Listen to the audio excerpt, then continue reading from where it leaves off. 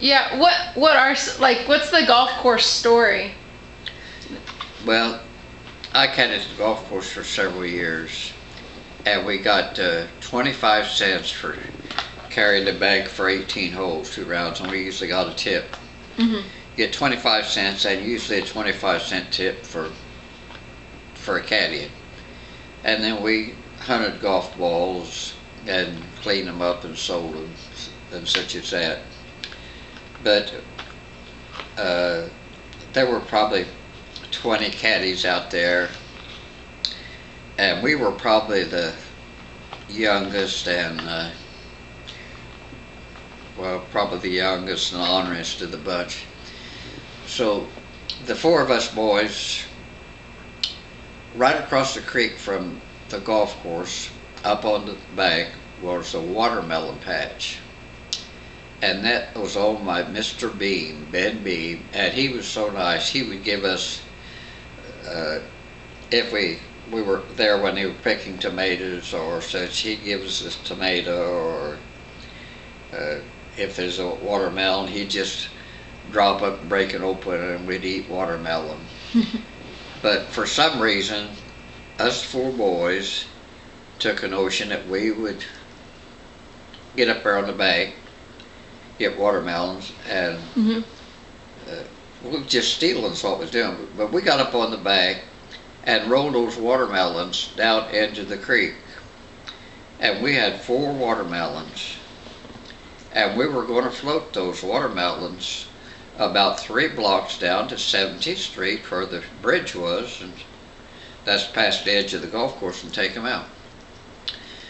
So we rolled those watermelons down the bank into the creek, and it was easy to float them. Some of the water was maybe hip deep, but most of the water was about knee deep. But we floated those watermelons down to the creek, to the bridge, and when we looked up on the bridge, there was Mr. Beam, and he had the sheriff with him. The sheriff didn't have on a uniform or anything back then, he was just sheriff. And they were waiting for us.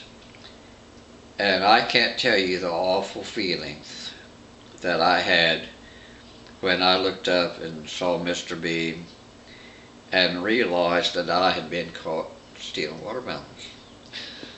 I don't know what we were going to do with them. They were too heavy to carry home. Yeah. But he forgave us boys, and later Tommy picked sweet corn and watermelons and did work for Mr. Beam. But we got caught, and those watermelons only sold for 1 nickel apiece. And we were stealing 4 watermelons. Did you get in a lot of trouble? Huh? Did you get in a lot of trouble, or? Well, when I got home, and the neighbor boy told his mother, and his mother told, I didn't tell my mother, but his mother told her husband, and he told Dad, and Dad used a strap on me. All right. He had a leather strap where he used to sharpen his razor, and he really worked me over good. Wow. All right. So we've heard a little bit about your mischievousness. What about when you got saved? When I got saved? Yeah. Well, we went to the church on Central Avenue, Apostolic Tabernacle, and I was 15 years old when I got the Holy Ghost. And it was cold. It was cold weather. It was on Saturday night revival that I got the Holy Ghost. And about the only thing that I can remember when I got the Holy Ghost is those that were praying with me. That was my brother-in-law, Paul Richardson, and my pastor, Brother Bain, and my dad. And I can still yet today look up and into my dad's face, and Dad was a crying and a laughing all together when I got the Holy Ghost. Hmm. One Saturday night, no, we were late getting home that night because we really had a revival. Several got saved, had a lot of new people in the church, and but I can still remember Dad was laughing and a crying and praising God all at the same time. My mother was sitting back on the bench, just as happy as could be. My mother was really a prayer warrior. She prayed for everything that, well, back then we had a washing machine that had a gasoline motor on it. And I can remember trying to start the gasoline motor to get the machine going. And I can remember her praying, if Mary, her cat, got sick, it didn't make any difference. My mother prayed for her. Mother died in '59. She loved our two boys, Tim and Roger. She thought they were. See that my sister had two boys, Larry and Dick, but they weren't close to my mother like Tim and Roger were. And I can remember Mother praying for Tim when he had a high fever. We didn't think about going to the doctor because that cost $3, and we only had just a few doctors in town, and we didn't have an emergency room at the hospital or anything like that to go to. And when they got sick, I got sick. Mother and Dad just prayed for us. So, tell me about when you fell in love with Grandma. Huh? Tell me when you fell in love with Grandmother. Well, actually, I really grew up with Jean when the time was about 13 years old. They started coming in. They lived down between Waymansville and Cortland, which is about 22 miles from church. And back then,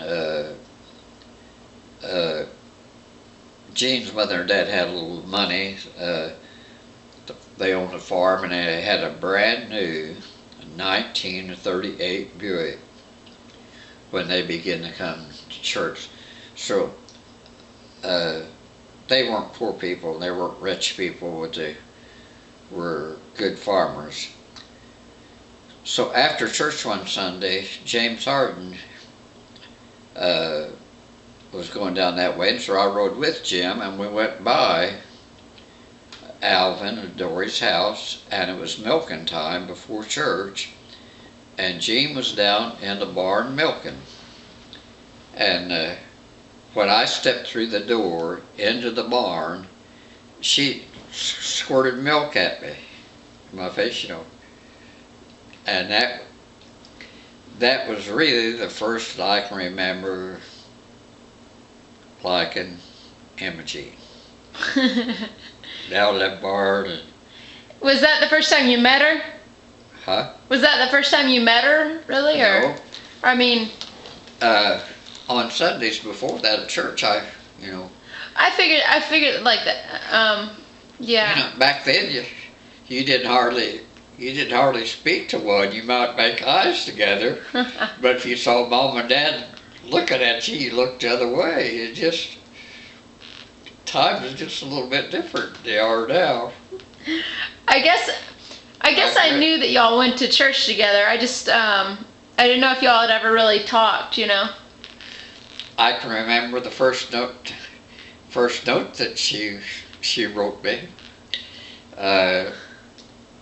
one Sunday that I was sitting on the end of the pew, and she came by and she had a little piece of paper, and when she came by, she dropped it right there by my pants leg, Oh. and it said, "I like you, do you like me?" And that's the first and only recollection. How old were you? At home.